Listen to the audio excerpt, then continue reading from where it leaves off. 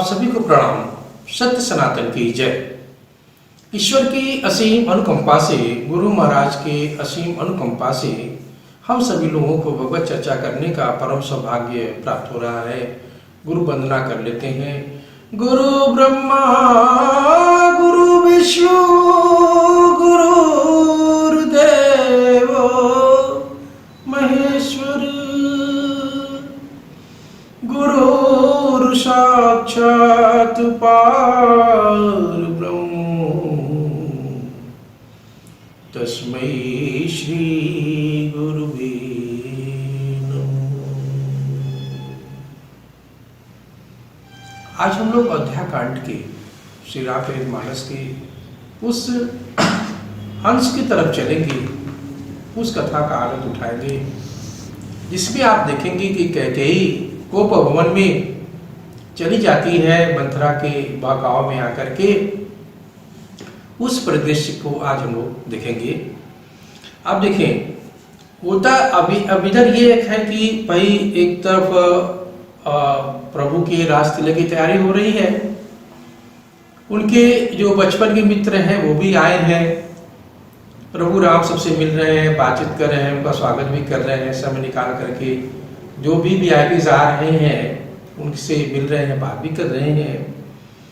और दूसरी तरफ देखिए, आप कैकेयी को भवन में चली जा रही जा करके वो फटे पुराने वस्त्र पहन करके अपना लेटी हुई है, बाल बिखराव करा करके, विकराल रूप पकड़ करके वो जमीन पे लेटी हुई है। इधर राजा दशरथ खुशी के मारे उसे कैकेयी जी से मिलने जाते हैं, महाराज दशरथ, कि भाई चलो आज हम लोग अपना जो ये खुशी, जो आनंद का क्षण है, एक दूसरे से को बांटे जा करके।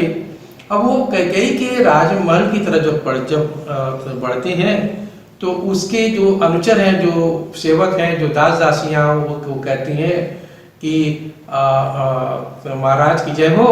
महाराज महारानी जी तो कोप भवन में लेटी हुई हैं। ये सुन करके महाराज दशरथ सहम जाते हैं। तुलसीदास जी महाराज ने इसको कैसे बताया, उस वर्णन को देखिए। कोप भवन सुनी सकुचे उराऊ,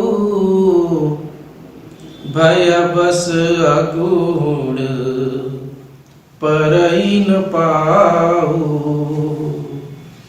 सुरपति बसई बाहुबल जाके, नरपति सकल रही रुकता के। कोपों ने पूछते हैं, महाराज दशरथ कैकेयी से पूछते हैं कि हे प्रिय, तुमने ये आभूषण क्यों उतार दिया?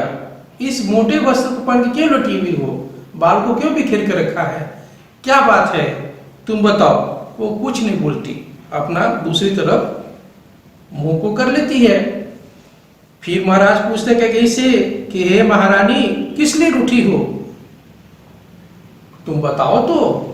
उनको हाथ से थोड़ा सा हिलाते हिलाते भी है तो उनका हाथ को झटक देती है कैकेयी जी, और आंखें जो क्रोध से लाल थी, उन आंखों से उनको गुस्से के मारे वो दिखती हैं।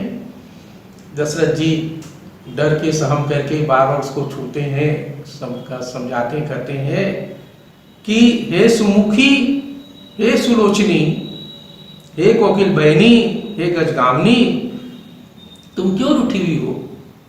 तुम्हारे लिए तो ये प्राण भी निछावर है, ये राजपाट, सारी संपत्ति सब निछावर है।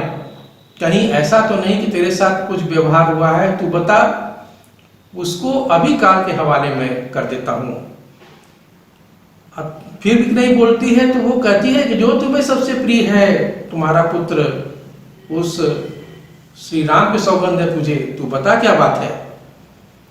अब कैकेयी देखिए अपना रूप बदलती है, कहती है गुस्से से कि आप मांग मांग तो बार बार कहते हैं कि ये ले ले वो ले ले, लेकिन देते तो कुछ नहीं है।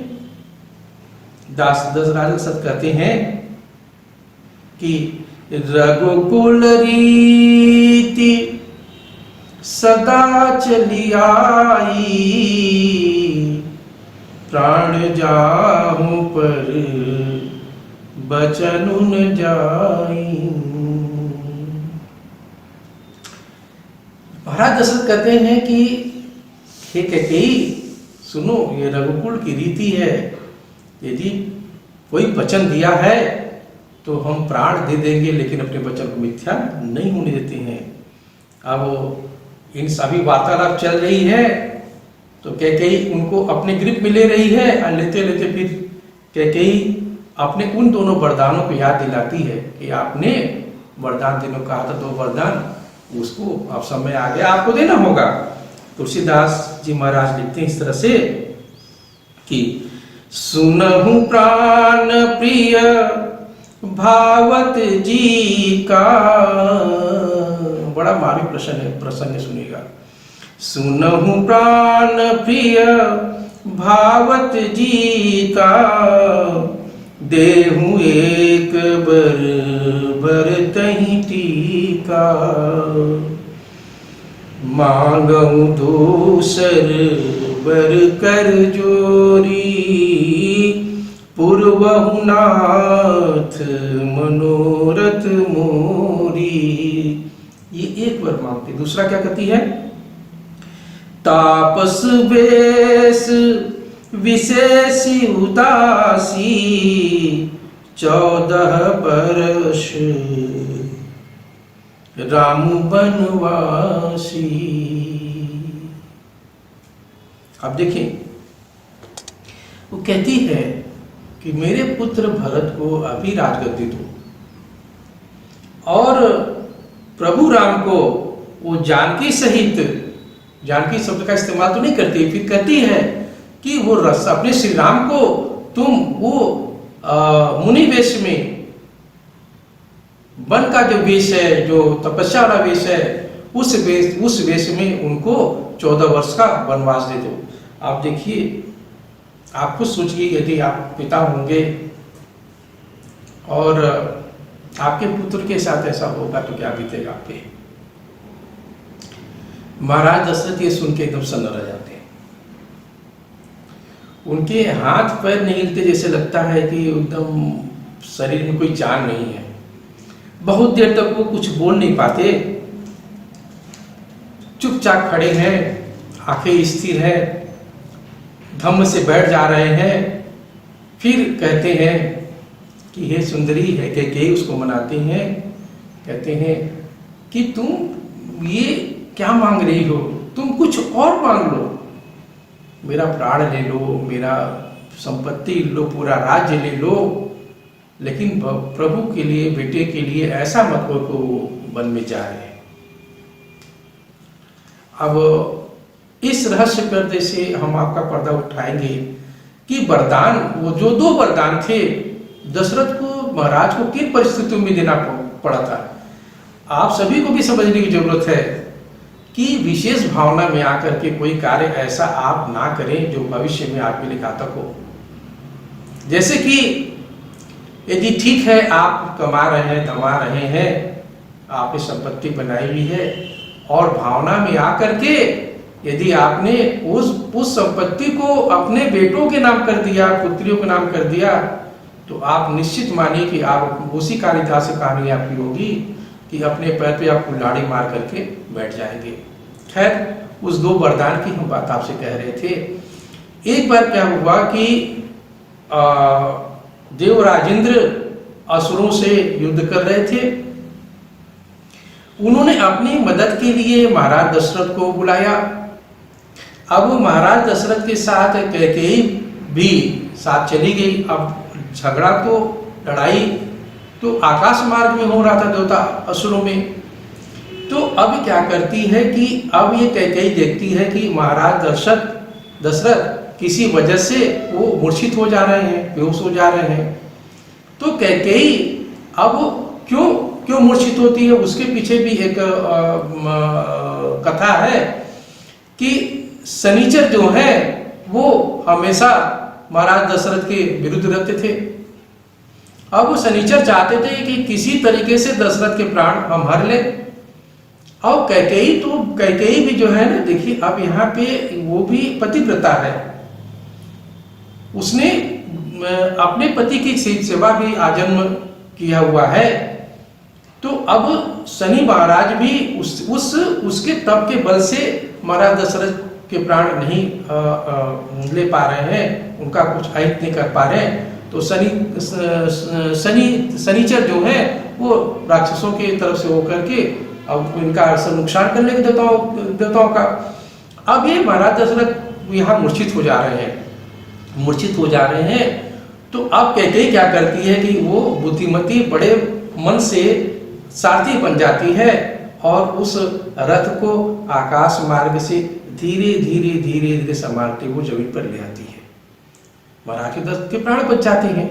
महाराज इस पर खुश होकर के कहती हैं कि तुम्हें जो वरदान मांगना है मांग ले, तू एक नहीं 2 वरदान मांग ले। अब वो कैकेयी कहती है कि महाराज मैं वरदान लेके क्या करूंगी। दशरथ जी बार बार प्रेशर डालते हैं उनको उस पर। तो कहती है ठीक है, आप प्रसन्न हैं तो जब समय आएगा तो मैं मांगूंगी। लेकिन अब इसके पीछे आप देखें एक राज की बात ये भी है, ये सारा किया धरा तो उस प्रभु राम का था, और क्योंकि अवतार लेने का भी कोई कारण होना चाहिए। अब एक बहुत छोटा सा भजन आपके सामने रखता हूँ। सीताराम सीताराम सीताराम कहिए, जाहि विधि राखे राम ताहि विधि रहिए। मुख में हो राम नाम, राम सेवा हाथ में। मुख में हो राम नाम, राम सेवा हाथ में। तू अकेला नहीं प्यारे, राम जी तेरे साथ में। तू अकेला नहीं प्यारे, राम जी तेरे साथ में। विधि का विधान जान, हानि लाभ सहिए। जाहि विधि राखे राम, ताहि विधि रहिए। आप सभी लोगों से ये विनती है कि यदि एपिसोड आप लोग को अच्छा लग रहा हो और अपनी भारतीय संस्कृति की तरफ जो ये सनातन मिशन आपका ध्यान खींचने की बार बार कोशिश कर रहा है, वेद पुराण रामायण महाभारत रामचरितमानस गीता के ऊपर आधारित जो आपको एक जानकारी मिल रही है, परमानंद का जो परिचय दिया जा रहा है, आत्मा का परिचय दिया जा रहा है, इसको और जानने के लिए और लोगों तक बात पहुंचाने के लिए सब्सक्राइब जरूर करें और लाइक भी कर दें। जय श्री राम।